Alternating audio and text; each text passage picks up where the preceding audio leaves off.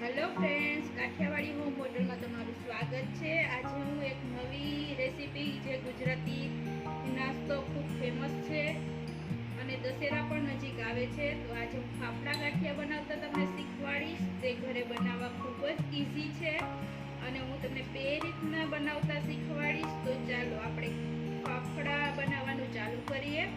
જો તમે મારી ચેનલને સબસ્ક્રાઇબ ના કરી હોય તો સબસ્ક્રાઇબ કરી લેજો, બાજુમાં રહેલ બેલ આઇકન પર ક્લિક કરી દેજો જેથી મારી નવી રેસીપીની જાણકારી ઇઝીથી મળી શકે। તો તેના માટે શું ઇન્ગ્રેડિયન્ટ્સ જોઈએ તે જોઈ લઈએ। 1 કપ ચણાનો લોટ લીધો છે, હાફ ટેબલ સ્પૂન અજમો, હાફ ટેબલ સ્પૂન ફૂલ સોડા જે ખાવાના સોડા છે તે જ મેં ઉપયોગમાં લીધા છે, સ્વાદ અનુસાર નમક અને મોણ માટે તેલ। મેં એક બાઉલમાં ચણાનો લોટ લઈ લીધો છે ચારીને। હવે આપણે એમાં અજમો નાખી દેશું, હાથ વડે કચરીને, સ્વાદ સરસ આવે છે। તેલ નાખશું, હાફ ટેબલ સ્પૂન જેટલું તેલ નાખશું આપણે, ઝાઝું નહીં નાખીએ। અને નમક અને ફૂલ સોડાને ફૂલ સોડા અને નિમકને બેને પાણીમાંથી મિક્સ કરી અને પછી નાખીશું। ફૂલ સોડા આપણે એમને નહીં નાખી દઈએ, ઓગાળી નાખશું। હવે આને સરસ રીતના મિક્સ કરી દઈશું।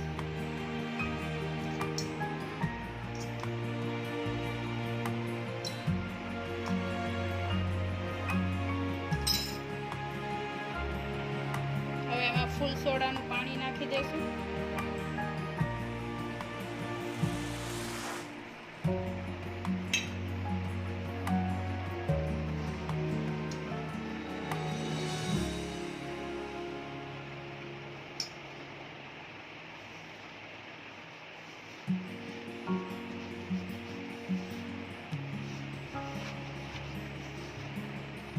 આ રીતના ઘરે બનાવજો, બહુ સરસ બહાર જેવા ટેસ્ટી બને છે એકદમ।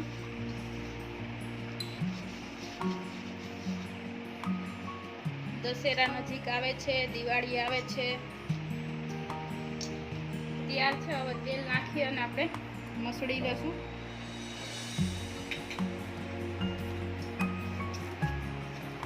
એકદમ કઠણ નહીં બાંધવાનો,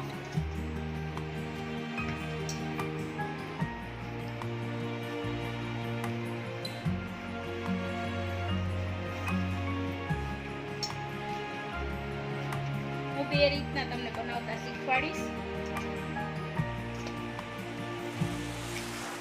આ રીતનો લોટ બાંધવાનો છે। જો એક અવળું લૂ લેવાનું છે,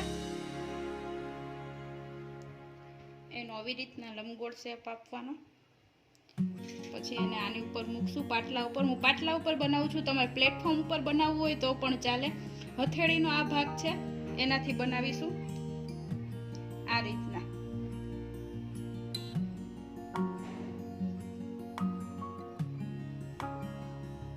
જો સરસ થઈ ગયા છે, હવે એને આપણે ચાકુની મદદથી ઉખેડી લઈશું। આ રીતના ઉખેડવાનું છે।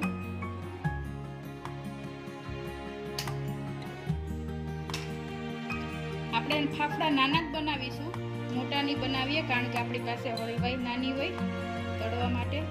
આવી રીતના હું બધા ફાફડા બનાવી લઈશ। આ રીતના આપણે બધા ફાફડા બનાવી લઈશું। આવી રીતના આપણે બધા ફાફડા બનાવી લેશું। આમાં પટ્ટી ચાકુ આવે ને એનાથી સરસ ઉખડી જાય છે।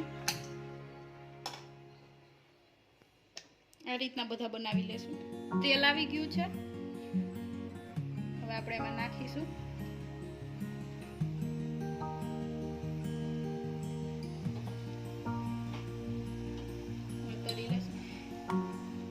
ગેસની ફ્લેમ સ્લો જ રાખવાની છે।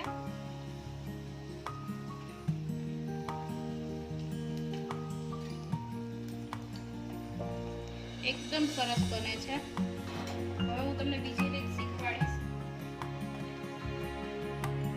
હવે આપણે બીજી રીત બનાવીશું, એનું આવું જ મૂળ લેશું લંબગોળ। આપણે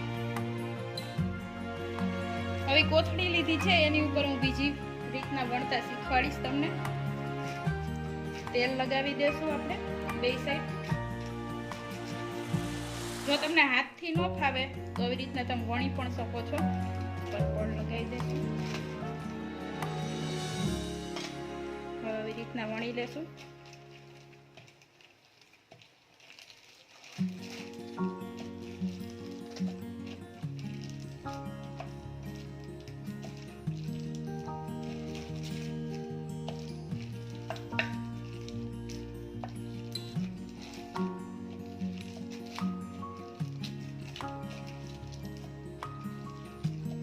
જો આવી રીતના હવે આપણા તરાઈ ગયા છે, તો આપણે એને કાઢી લેશું. એકદમ સરસ બન્યા છે કડકડા.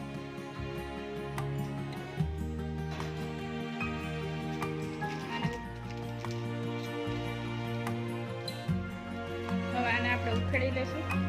સરસ રીતના ઉખડી જાય છે. આવી રીતના વણીને પણ તમે કરી શકો છો.